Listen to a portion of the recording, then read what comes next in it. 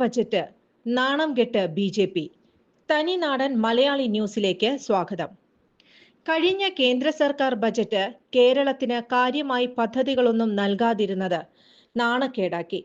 തദ്ദേശ സ്വയംഭരണ തെരഞ്ഞെടുപ്പിൽ 14% പാർട്ടി വോട്ട് കൂപ്പുകുത്തിയതും അണികളെ പിടിച്ചു നിർത്താൻ സാധിക്കാത്ത അവസ്ഥയിലാക്കി. മറ്റു പാർട്ടികളിൽ നിന്ന് കുറെ നേതാക്കൾ ഭിക്ഷാന്തേഹികളായി കടന്നു വരുന്നുണ്ടെന്ന് മാത്രം മിച്ചം. ബജറ്റിൽ കേന്ദ്രം അവഗണിച്ചതു മാത്രമല്ല, ആമമുട്ട നാണക്കേടാക്കി നിരവധി ട്രോളുകൾ ഒഴുകുകയാണ്. കേരള നേതാക്കൾ ഒന്നിനും കൊള്ളാത്തവരെന്ന പ്രതീതിയുണ്ടാക്കി ഭരണം കിട്ടി തിരുവനന്തപുരം കോർപ്പറേഷൻ ബ്ലൂ പ്രിന്റ് പ്രഖ്യാപനം നടന്നതുമില്ല. 45 ദിവസത്തിനുള്ളിൽ പ്രധാനമന്ത്രി വന്നു പോയതല്ലാതെ കുട്ടി വരച്ച് കാണിച്ച പടം മോദി വാങ്ങിയത് മാത്രം ബാക്കി. ക്രൈസ്തവരുടെ വിവിധ അരമനകൾ കയറി നടന്നത് വോട്ടായില്ല. സ്വന്തം വോട്ട് ബാങ്കിലും വിള്ളൽ ബി.ജെ.പിക്ക് ക്ഷീണമായി. നേതാക്കൾ അമിതമായി പണാധിപത്യത്തിലേക്ക് നീങ്ങുന്നതിനെതിരെ നിരവധി പരാതികൾ ഉയർന്നിട്ടും നടപടിയില്ല. ബിനാമി പേരിൽ വസ്തുവകകൾ വാങ്ങിക്കൂട്ടുന്നതും ശ്രദ്ധയിൽപ്പെടുത്തിയവർ നേതൃത്വത്തിനു മുന്നിൽ കരടായി.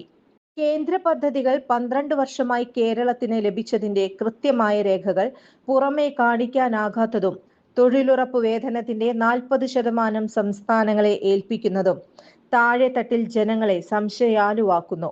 വയനാട് ദുരന്തമുണ്ടായി നയാ പൈസ നൽകാത്തവർ എങ്ങനെ ബജറ്റിൽ തുക നീക്കിവെക്കുമെന്ന പരിഹാസവും ഏറുകയാണ്.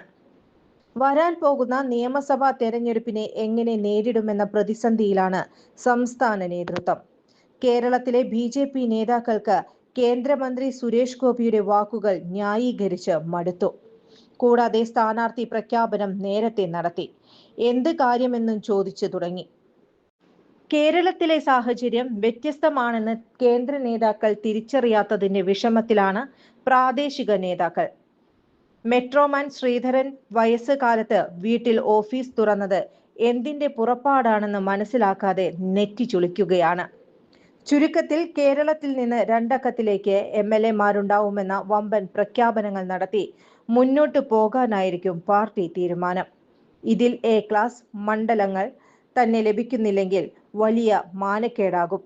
വർഷങ്ങളായി നടത്തിക്കൊണ്ടിരിക്കുന്നവ വെറും വാക്കുകളായി വോട്ടർമാർ തെറ്റിദ്ധരിക്കും. നന്ദി.